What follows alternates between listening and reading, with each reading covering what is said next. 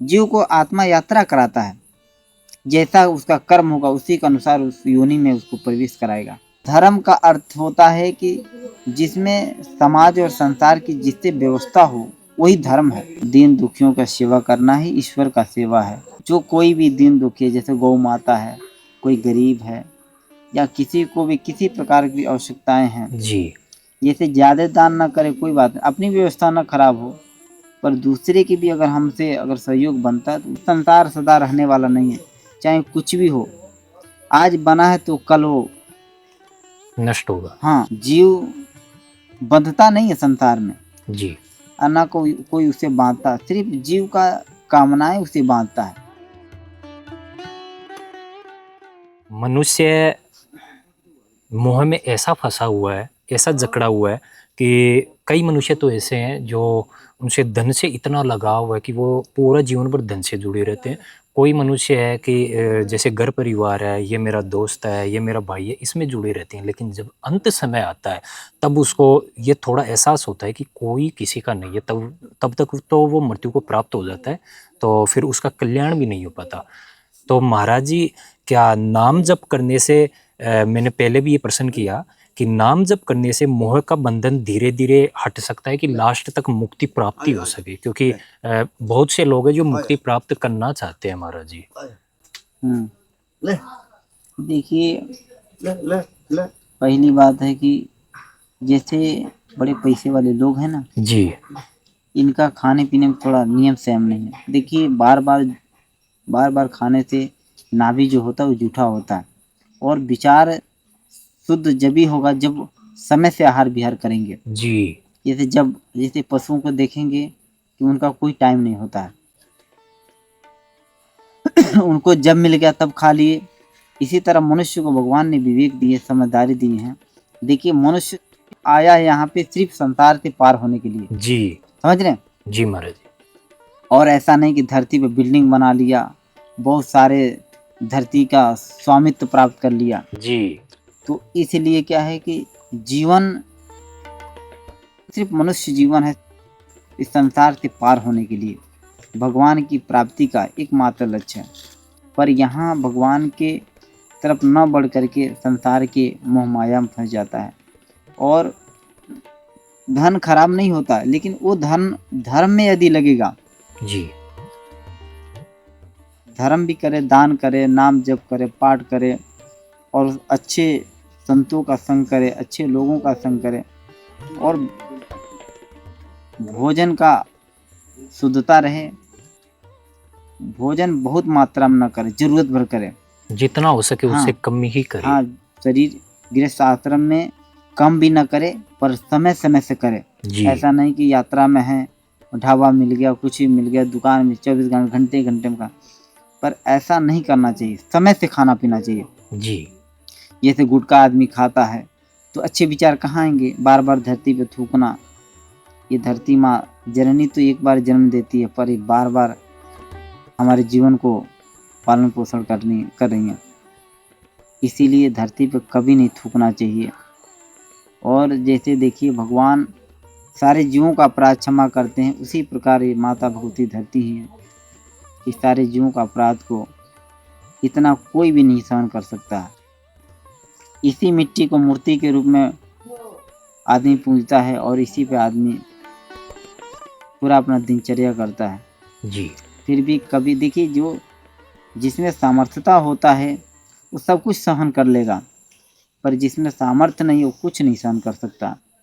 इसीलिए भगवान समर्थ हैं, और भगवान के ही भक्ति भजन से जीव का कल्याण हो सकता है, अन्यथा संसार में कोई दूसरा उपाय मार्ग नहीं है।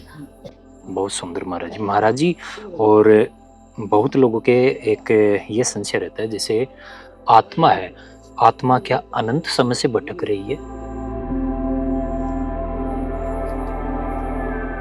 आत्मा क्या भटकेगी? ईश्वर अंत जीव अविनाशी, ईश्वर का अंत जीव है, समझ रहे हैं? जी देखिए, जीव का नाम इसीलिए पड़ा कि अपने को ना जानता है तो जीव है। देखिए, संसारी जीवों में और महापुरुषों में अंतर बहुत नहीं है, पता है कितना? देखिए जो महापुरुष होता है संसार को जानता है और ईश्वर को मानता है, समझ रहे हैं? जी क्योंकि ये संसार सदा रहने वाला नहीं है, चाहे कुछ भी हो, आज बना है तो कल वो नष्ट होगा। हाँ, आत्मा अनंत समय से भटक नहीं रही है। आत्मा तो देखिए, आत्मा तो ये दृष्टा के रूप में है, समझ रहे हैं? जी आत्मा भटकता नहीं है। जीव का जैसा कर्म होगा शुभाशुभ, उसी के अनुसार आत्मा यात्रा कराता है। आत्मा जी क्यों भटकेगा? यदि आत्मा भटकता ही तो मृत्यु होता तो शरीर के अंदर नहीं रहता। यात्रा करता रहता है हाँ, जीव को आत्मा यात्रा कराता है, जैसा उसका कर्म होगा उसी के अनुसार उस योनि में उसको प्रवेश कराएगा, समझ रहे हैं? जी उसे आत्मा को सुख दुख नहीं होता है। आत्मा तो देखिए एक दृष्टा के रूप में, वो साक्षी के रूप में, जीव का सारे कर्मों का साक्षी है। अच्छा महाराज जी, मतलब मनुष्य दुखी होता है तो उसमें स्वयं मनुष्य अथवा जीव दुखी होता है, आत्मा दुखी नहीं होती उसमें। आत्मा दुखी नहीं होता, आत्मा तो निर्लेप तो होता है। न उसे धर्म से मतलब न अधर्म से मतलब है। वो एक दृष्टा है। ईश्वर में, ईश्वर को इन दोनों चीजों से कोई वो नहीं है। जी ईश्वर सिर्फ दृष्टा है, पर भाव, जिस भाव से ईश्वर को भजता है, एक से एक भगवान के भगत हुए, एक से एक अध्यात्म मार्ग के पथिक हुए। जी भाव शुद्ध होना चाहिए। जिस भाव से कहते हैं ना, भाव कुभाव अनख आलसुम नाम जपत मंगल दिश दसहूं। वाह जिस प्रकार से भगवान का, जैसा भी भगवान कहते हैं, जिस प्रकार मुझे मानने वाला कोई भी है, जी ठीक उसी प्रकार हम भी उसको मानते हैं, क्योंकि भाव भगवान उसका ग्रहण करते हैं। जैसा भाव करेगा उसी के अनुरूप उसे फल की प्राप्ति होता है। और देखिए, जीव बंधता नहीं है संसार में, जी और ना कोई उसे बांधता, सिर्फ जीव का कामनाएं उसे बांधता है। कामना ही बांधती है। हाँ, और कोई नहीं उसे बांध सकता। क्यों नहीं बांध सकता? क्योंकि सुख के दृष्टि में वो इतना अपने को भूल जाता है जी कि वो संसार की वस्तुएं एकत्रित करने लगता है, इकट्ठा करने लगता है, दूसरे का हित भी भूल जाता है। जी जैसे बहुत सारे लोगों के पास पैसा हो जाए तो ऐसा नहीं, पैसे वाले लोग भी धर्म करते हैं, पर उसी में कुछ थोड़ा सा नासमझ वाले होते हैं। वो कमाएंगे तो कहेंगे हम दान क्यों करें, धर्म क्यों करें, हाँ, समझे? बहुत से लोग हमारा जी। बहुत।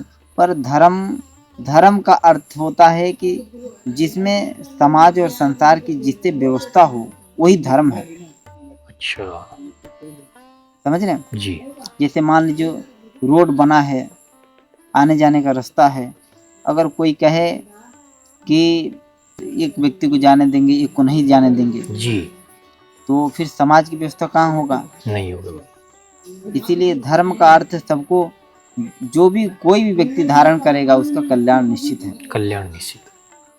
इसीलिए मनुष्य जीवन में धर्म का आश्रय लेना चाहिए और एक से एक महापुरुषों का, आचार्यों का शास्त्र ग्रंथ सुनना है। चाहिए।